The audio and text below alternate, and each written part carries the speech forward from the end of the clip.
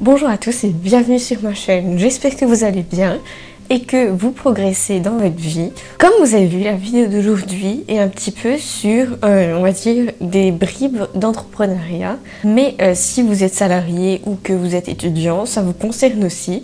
Je vous donne en fait quelques idées à piquer des entrepreneurs et de leur façon de penser. Quand j'ai eu cette idée, j'ai trouvé ça super intéressant. Alors, avant de commencer, je voulais définir avec vous quelques petites idées.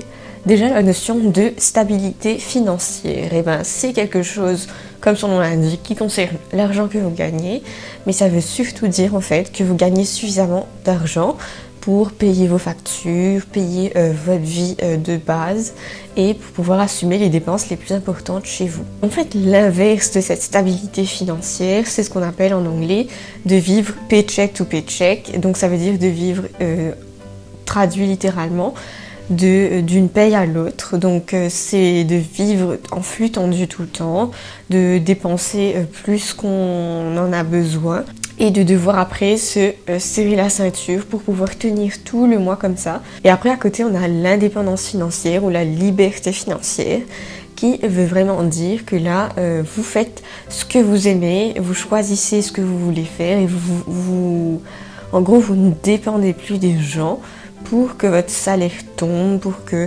vous ayez des sous dans votre compte en banque, que ce soit à la fin du mois ou pas, et que là vous faites vraiment les choses qui vous font plaisir. Et j'avais besoin vraiment de vous expliquer ces notions-là parce que pour moi, penser comme un entrepreneur, c'est penser constamment avec la case liberté financière cochée. Et la première chose pour penser comme un entrepreneur, dites-vous que si vous n'aviez pas à vous soucier des sous, qu'est-ce que vous feriez de votre vie? Vous connaissez la citation qui dit « Si tu ne réalises pas tes propres rêves, quelqu'un d'autre t'embauchera pour réaliser leurs rêves à eux. » Et c'est ce qui se passe dans la société d'aujourd'hui. On est embauché pour faire le travail des fois qu'on n'aime pas. Enfin, les résultats ne viennent pas directement pour nous, mais pour notre patron et qui va nous payer ensuite pour avoir travaillé pour lui. Et en fait, dans votre quête vers votre épanouissement, pour moi, c'est vraiment, on ne peut pas l'atteindre sans faire quelque chose qu'on aime. Et c'est pour ça que si ça peut vous aider, posez-vous cette question. Si je n'avais pas pensé aux sous, qu'est-ce que je ferais? Est-ce que ce que je fais a du sens? Est-ce que c'est quelque chose que j'aimerais faire toute ma vie? Et est-ce que c'est gratifiant pour moi de faire ça? La deuxième idée pour penser comme un entrepreneur, c'est dans le principe de construire sa propre vie ou sa propre journée. La plupart d'entre nous avons plus ou moins la même journée de par le travail. Donc on se lève, on mange, on va au boulot, on revient, on fait ce qu'on a à faire et on va se coucher et on recommence le lendemain. Le fait de penser comme un entrepreneur, en fait, de penser qu'est-ce qui pourrait vous rendre heureux, c'est de vraiment imaginer cette journée typique qui vous rendrait vraiment heureux. Alors, quelles sont les activités qui vous rendraient vraiment heureux? Bien sûr, vous vous rendez compte que se dire que je me lève et puis je reste au lit pendant je sais pas combien de temps, c'est pas viable.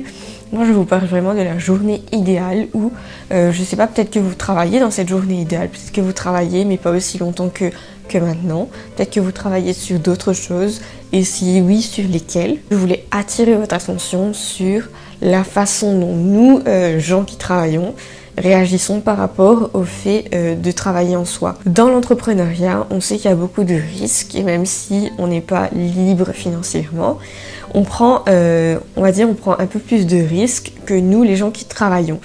Pourquoi? Parce que les gens qui travaillent pour quelqu'un ont les sous qui tombent systématiquement tous les mois. Donc en fait, cette sécurité, elle ne vous permet pas de prendre des risques.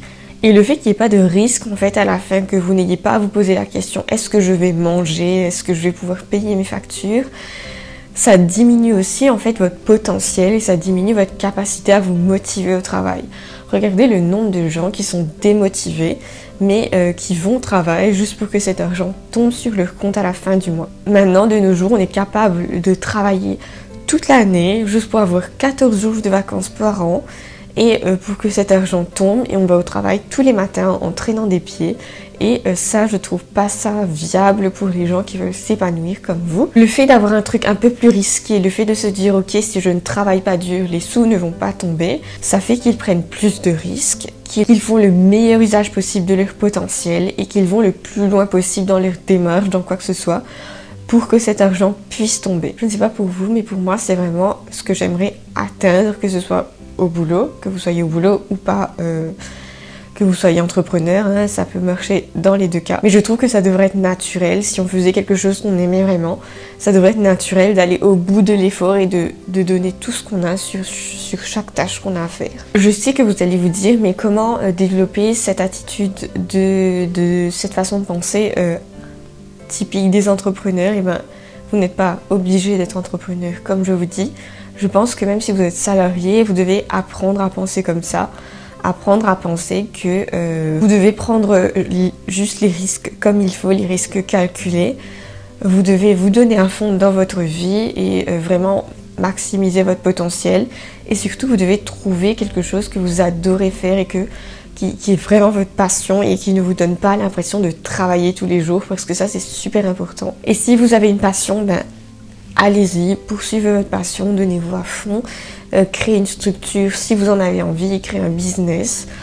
Essayez de chercher de l'aide, formez-vous sur les choses que vous ne connaissez pas et mettez en pratique les choses que vous connaissez. Apprenez à écouter votre instinct, parce que vous vous doutez bien que dans l'entrepreneuriat, en fait, on n'a pas toutes les clés en main pour prendre des décisions.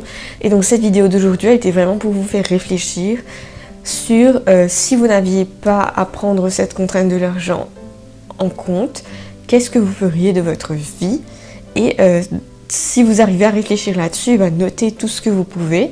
Et du coup, sur un papier, d'un coup, vous aurez votre vie idéale, ce vers quoi vous allez devoir travailler, ce vers quoi vous allez devoir vous rapprocher tous les jours, et ça à travers tous vos efforts, en fait, pour améliorer votre vie. C'était ma courte vidéo pour aujourd'hui, j'espère qu'elle vous aura plu.